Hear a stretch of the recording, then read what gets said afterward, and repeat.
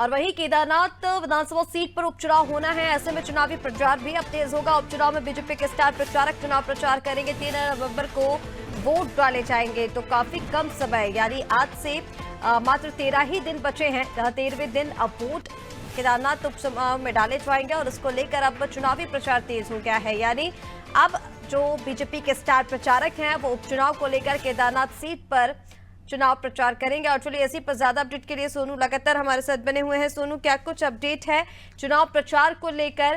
क्या तमाम चीजें केदारनाथ सीट पर देखने को मिलने वाली हैं? देखिए, दीपावली का जो पावन पर्व है इसको मनाने के लिए जो राजनेता हैं वो देहरादून या अन्य स्थानों में थे। अब सभी पार्टी के जो दिग्गज नेता हैं धीरे धीरे वो आपको केदारनाथ में नजर आने वाले हैं, क्योंकि दीपावली के पर्व को मनाने के बाद सब वहीं पर डेरा डालने वाले, आप ऐसा समझ लीजिए ऋषिकेश को। चूंकि सरकार जो और संगठन वो पहले ये रणनीति बना चुके हैं। जब नॉमिनेशन हो रहा था सत्ताधारी पार्टी बीजेपी के प्रत्याशी का, उस वक्त मुख्यमंत्री भी मौजूद थे, तमाम कैबिनेट मंत्री मौजूद थे और जो पार्टी के दिग्गज नेता है वो भी मौजूद थे।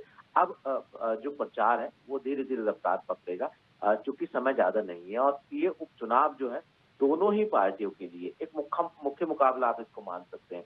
जो उत्तराखंड की राज्य की मुख्य विपक्षी पार्टी कांग्रेस, चूंकि कांग्रेस ने कुछ समय पहले जब लोकसभा चुनाव के बाद उत्तराखंड में 2 विधानसभा के उपचुनाव हुए थे, मंगलौर और बद्रीनाथ, यहाँ पर जीत हासिल की थी। तो ऐसे में कांग्रेस भी खासी उत्साहित नजर आ रही है। और बीजेपी भी पार्टी चयन की प्रत्याशी चयन की बात हो या फिर आप चुनाव प्रचार की बात हो और मुद्दों की बात हो, तो बीजेपी भी कोई कोर कसर नहीं छोड़ना चाहती। ऐसे में इन दोनों ही पार्टियों के मुख्य मुकाबले में अब देखना होगा कि आखिर जीत का सेहरा किस पार्टी के प्रत्याशी के सिर पर बनने वाला है। बिल्कुल सोनू, देखना होगा कि केदारनाथ उपचुनाव को लेकर किसकी जीत होती है, किसके सिर जीत का ताज सजता है। फिलहाल तमाम जानकारी साझा करने के लिए आपका बहुत शुक्रिया।